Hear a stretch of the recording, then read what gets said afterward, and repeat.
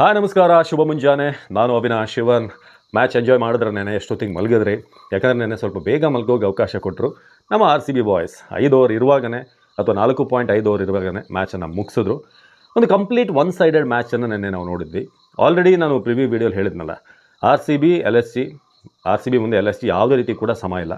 ಇದ್ದೇ ಸ್ವಲ್ಪ ಫೈಟ್ ಅವರ ಬೌಲಿಂಗ್ ಮತ್ತು ನಮ್ಮ ಬ್ಯಾಟಿಂಗ್ ಡಿಪಾರ್ಟ್ಮೆಂಟ್ ನಡುವೆ ಇರುತ್ತೆ ಅಂತ. ಬಟ್ ಅದು ನೆನ್ನೆ ಮ್ಯಾಚಲ್ಲಿ ಅದೂ ಕೂಡ ಇರಲಿಲ್ಲ.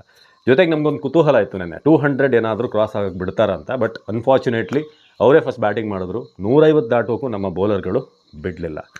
ನೆನ್ನೆ ಟಾಸ್ ಗೆದ್ದಾಗ ನಮ್ಮ Rajat Patidar, it was very easy choice ಅವರಿಗೆ. ಚಿನ್ನಸ್ವಾಮಿ ಹೇಗೂ ಈಸಿಯಾಗಿ ಬರುತ್ತೆ ಬಾಲ್, ಎಂಡಿಂಗ್ ಸೆಕೆಂಡ್ ಇನ್ನಿಂಗ್ಸ್ ಚೆನ್ನಾಗಿ ಚೇಸ್ ಮಾಡ್ಬೋದು, ಶಾರ್ಟ್ ಬೌಂಡ್ರಿ ಆರಾಮಾಗಿ. ಈ ಡ್ಯೂ ಫ್ಯಾಕ್ಟರ್ ಕೂಡ ನೆನ್ನೆ ಸ್ವಲ್ಪ ಕಡಿಮೆ ಇತ್ತು ಅಂತ ಅನಿಸುತ್ತೆ, ಬಟ್ ಈಸಿ ಅದು. ಬಟ್ ನಾವು ಯಾವಾಗ ಬೌಲಿಂಗ್ ಸ್ಟಾರ್ಟ್ ಮಾಡಿದ್ವು, ನಿಮಗೆ ಇಷ್ಟು ದಿನ ಈ ಮ್ಯಾಚಲ್ಲಿ, ಈ ಸೀಸನಲ್ಲಿ ಬ್ಯಾಟಿಂಗಿಗೆ ಒಂದು ಟೆಸ್ಟ್ ಇತ್ತು. ಸೊ ಬ್ಯಾಟಿಂಗ್ ಹೇಗಿರುತ್ತೆ, 5 ಜನ ಸೇರಿ 250 ಹೊಡೆಯೋದು, ಹಾಗೆ ಸ್ಟಾರ್ಟಿಂಗ್ ಒಂದು 5-6 ವಿಕೆಟ್ ಬಿದ್ದರೆ ನೆಕ್ಸ್ಟ್ ಏನಾಗುತ್ತೆ ಅಂತ. ಆದರೂ ಕೂಡ ನಾವು ಮೊನ್ನೆ 200 ಹೊಡೆದಿದ್ದೀವಿ RR ಮೇಲೆ. ಸ್ಟಾರ್ಟಿಂಗ್ ಒಂದು 5-6 ವಿಕೆಟ್ ಬಿದ್ದರೂ ಕೂಡ ಅದು RCBಯ ಸದ್ಯದ ಕರೆಂಟ್ ಫಾರ್ಮ್, ಬೆಂಕಿ ಫಾರ್ಮ್. ಬಟ್ ನೆನ್ನೆ ಮ್ಯಾಚಲ್ಲಿ ಭಾಳ ಇಂಪ್ರೆಸ್ ಆಗಿದ್ದು ನಮ್ಮ ಬೌಲಿಂಗ್. ಅದು ಕೂಡ ಚಿನ್ನಸ್ವಾಮಿ ಪಿಚ್ಚಲ್ಲಿ ನೀವು 11 ಡಾಟ್ ಆಗ್ತೀರಾ ಅಂತಂದರೆ, Hazlewood, Rasikh Dar, it's not easy. Krunal Pandya ಕೂಡ ಚೆನ್ನಾಗಿ ಬೌಲ್ ಮಾಡಿದ್ರು, ಭುವನೇಶ್ವರ್ ಕೂಡ, ಪ್ರತಿಯೊಬ್ಬರು ಬಂದವರೆಲ್ಲ, ಸುಯೇಶ್ ಶರ್ಮಾ ಕೂಡ ಅಲ್ಲಲ್ಲಿ ಸ್ವಲ್ಪ ಶಾರ್ಟ್ಸ್ಗಳು ಹೋದರೂ ಕೂಡ. ಬಟ್ ಓವರಾಲ್ ನೋಡಿದ್ರೆ 147ಕ್ಕೆ ಚಿನ್ನಸ್ವಾಮಿಯಲ್ಲಿ ಕಟ್ ಹಾಕೋದು ತುಂಬ ಕಷ್ಟದ ಕೆಲಸ. ನೆನ್ನೆ ಇಂಪ್ರೆಸ್ ಆಗಿದ್ದದು. ನಮ್ಮ ಬೌಲಿಂಗ್ ಅನಾಲಿಸಿಸನ್ನು ನೋಡೋಣ. ಒಬ್ಬೊಬ್ಬ ಬೌಲರ್ ಕೂಡ ನೋಡಿ ಮಾಡಿದ್ದು ನೆನ್ನೆ ಬರೀ 5 ಬೌಲರ್ಸ್. ಏನೋ ಆಪ್ಷನ್ಸ್ ಇದ್ದರೂ ಕೂಡ ಟ್ರೈ ಮಾಡಲಿಲ್ಲ. ಬೌಲಿಂಗ್ ಕಾರ್ಡ್ ಫಸ್ಟ್ ನೋಡೋದಾದರೆ, Bhuvneshwar Kumar 4 over 27 run, 3 wicket, 6.8 ಅವರ ಎಕಾನಮಿ. ಹೇಸಲ್ವುಡ್ ಏನು ಬೌಲ್ ಮಾಡಿದ್ರು, ಮಿಸ್ ಆಗೋದು ಒಂದು ಯಾವುದೋ ಬದೋನಿದು ಒಂದು 4 ಹೋಯಿತು.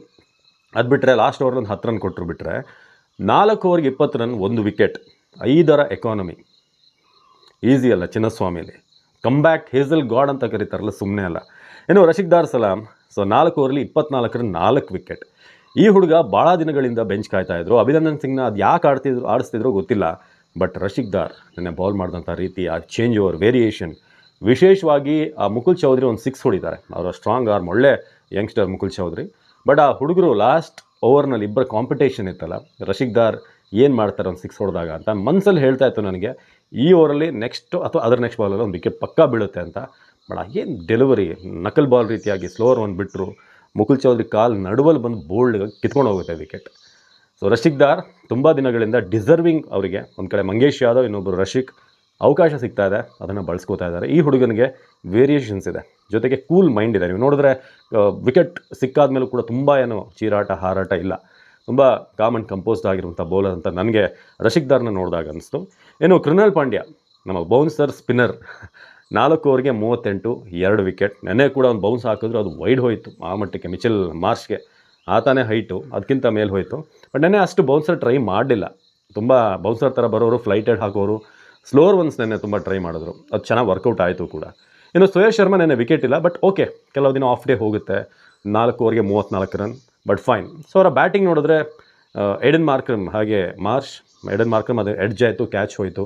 ಮಾರ್ಷ್ ಒಂದು 6 ಹೊಡೆದಿದ್ದು ಸಖತ್ತಾಗಿತ್ತು. ಏನು ಔಟ್ ಆಫ್ ದ ಗ್ರೌಂಡ್ ಆ ಎಬಿಲಿಟಿ, ಆ ಬೀಸ್ಟ್ ಪವರ್ ಇದೆಯಲ್ಲ ಆಸ್ಟ್ರೇಲಿಯನ್ಸ್ದು. ಮಿಚೆಲ್ ಮಾರ್ಷ್ ಆ ಶಾಟ್ ಮೆಚ್ಕೊಳ್ಳೇಬೇಕು. 40 ರನ್ ಅವ್ರದ್ದೇ ಹೈಯೆಸ್ಟ್. ಆಯುಷ್ ಬದ್ವನಿ, ಯಾವಾಗಲೂ ನೀವು ನೋಡಿ, ಬದ್ವನಿ LSG ಯಾವಾಗಲೂ ಕಾಂಪ್ಲಿಕೇಶನ್ ಇರುವಾಗ ಅಥವಾ ವಿಕೆಟ್ಸ್ ಹೋಗಿರುವಾಗ ಈ ಹುಡುಗ ತುಂಬ ಕಾಮ್ ಆ್ಯಂಡ್ ಕಂಪೋಸ್ಡ್ ಆಗಿ ಆಡ್ತಾನೆ. ಅದಾದಮೇಲೆ ಮುಕುಲ್ ಚೌಧರಿ 39. ನೆನ್ನೆ ಅಂಥ ತುಂಬ ಫ್ರೀ ಫ್ಲೋ ಆಗಿ ಆಡೋಕ್ಕಾಗಲಿಲ್ಲ, ಯಾಕಂದರೆ ನಮ್ಮ ಬೌಲಿಂಗ್ ಸ್ಟ್ರೈಟ್ ಆಗಿತ್ತು ಮತ್ತು ವಿಕೆಟ್ಸ್ ಕೂಡ ಹೋಗಿತ್ತು. ಸೊ ಮುಕುಲ್ ಚೌಧರಿ, ಬಟ್ ಅಂಥ ಹುಡುಗರು ಬೆಳಿಬೇಕು, ಅಂಥ ಹುಡುಗರು ಬೇಕು ಟೀಮ್ ಇಂಡಿಯಾಗೆ. ಅದು ಬಿಟ್ಟರೆ ಬೇರೇನೋ ಅಂತ ವಿಶೇಷ ಅನ್ನೋದೇನಿಲ್ಲ. ಆವೇಶ್ ಖಾನ್ ನಾನು ಲಾಸ್ಟಿಗೆ ಒಂದು ಭಾಳ ಒಂದು ಸ್ವೀಪ್ ಮಾಡೋಕ್ಕೆ ಹೋಗಿ ಬೋಲ್ಡ್ ಆಗಿದ್ದು ಭಾಳ ಚೆನ್ನಾಗಿತ್ತು. ಸೊ ಅದನ್ನು ಬಿಟ್ಟರೆ ನಮ್ಮ ಬ್ಯಾಟಿಂಗ್ ವಿಚಾರಕ್ಕೆ ಬರೋಣ. ನಾವು ನೆನ್ನೆ ಪ್ರಿವ್ಯೂ ವೀಡಿಯೋದಲ್ಲೇ ನಿಮಗೆ ಹೇಳಿದ್ವಿ, ಪರ್ಫೆಕ್ಟಾಗಿ ಹೇಳಿದ್ವಿ, ಇಂಪ್ಯಾಕ್ಟ್ ಪ್ಲೇಯರ್ ಆಗಿ ವಿರಾಟ್ ಕೊಹ್ಲಿ ಅವ್ರನ್ನ ಆಡಿಸ್ತಾರೆ. ಹಾಗೆ ಹೇಸಲ್ವುಡ್ ಡೌಟ್ ಅಂತ ಹೇಳಿದ್ವಿ, ಬಟ್ ಕೊನೆ ಕ್ಷಣದಲ್ಲಿ ಅವ್ರು ಆಡಿದ್ದಾರೆ. ಯಾಕಂತಂದರೆ ಈ ಮ್ಯಾಚ್ ಇಂಪಾರ್ಟೆಂಟ್, ಯಾಕಂದರೆ ಒಂದು ಗೆಲುವು ಬಂದರೆ ನಮಗೆ ಮುಂದೆ ಪ್ಲೇ ಆಫ್ಗೆ ಈಸಿ ಆಗುತ್ತೆ. 4 ಗೆದ್ದರೆ ಇನ್ನು ನಮಗೆ ಬೇಕಾಗಿರೋದು ಒಂದು 4 ಗೆಲುವು. ಬಟ್ 4 ಅಂತ ನಾವು ಜಾಸ್ತಿ ಗೆದ್ಕೊಂಡು ಹೋಗ್ತೀವಿ, ಅದು ಬೇರೆ ವಿಚಾರ. ಆದರೆ ಹೇಸಲ್ವುಡ್ ಅವ್ರನ್ನ ಪ್ರಾಕ್ಟೀಸ್ ಜಾಸ್ತಿ ಮಾಡಿಸ್ದೆ, ನೆನ್ನೆ ಆಡಿಸಿದ್ರು. ಡಫಿ ಕೂಡ ಮೊನ್ನೆ ಕಾಸ್ಟ್ಲಿ ಆಗಿದ್ರು. ಸೊ ಮೇ ಬಿ ಆ ರೀಸನಿಗೆ. ಇನ್ನು ಬ್ಯಾಟಿಂಗ್ ಅಂತ ಬಂದಾಗ ಫಿಲ್ ಸಾಲ್ಟ್, ಇದನ್ನೂ ಕೂಡ ನಮ್ಮ ಪ್ರಿವ್ಯೂ ವೀಡಿಯೋದಲ್ಲಿ ನಾನು ಹೇಳಿದ್ದೀನಿ. ಫಿಲ್ ಸಾಲ್ಟ್ ಹೇಗೆ ಅಂತ ಅಂದರೆ, ಒಂದು 3 ಮ್ಯಾಚ್ ಆಡಲ್ಲ, 4ನೇ ಮ್ಯಾಚ್ ಆಡ್ತಾರೆ, ಮತ್ತು 5-6 ಡೌಟು, ಮತ್ತು 7 ಆಡ್ತಾರೆ. ಇದುವರೆಗೆ ಈ ರೀತಿಯಾಗಿ ಆಡ್ಕೊಂಡು ಬಂದಿದ್ದಾರೆ. ಅವರ ಪ್ಯಾಟ್ರನ್ ಈ ಥರ ಇದೆ. ಬಟ್ ಪ್ಯಾಟ್ರನ್ನ ಬ್ರೇಕ್ ಮಾಡಬೇಕು ಅವರು. ಅಟ್ಲೀಸ್ಟ್ ಒಂದು 2 ಮ್ಯಾಚ್ ಇದಾದರೂ 3ನೇ ಮ್ಯಾಚಲ್ಲಾದರೂ ಆಡಬೇಕಾಗುತ್ತೆ. ಇದು ಬೆತಲ್ ಅಂತ ಪ್ಲೇಯರ್ನ ನಾವಲ್ಲಿ ಬೆಂಚಲ್ಲಿ ಕೂರಿಸೋದು ತುಂಬ ಕಷ್ಟ. ಆ ಹುಡುಗನಿಗೆ ಮಾಡ್ತಿರುವಂಥ ಮಂತ್ರ ಅನ್ಯಾಯ. But at the same time ನಾವು RCB ಅಂತ ಪರಿಸ್ಥಿತಿಯಲ್ಲೂ ಇಲ್ಲ ಸಡನ್ನಾಗಿ ಚೇಂಜ್ ಮಾಡೋಕ್ಕೂ ಕೂಡ. ಸೊ ಈ ಸಾಲ್ಟ್ ಏನಿದ್ದಾರೆ ಇದನ್ನು ಗಮನ ಹರಿಸಲೇಬೇಕು.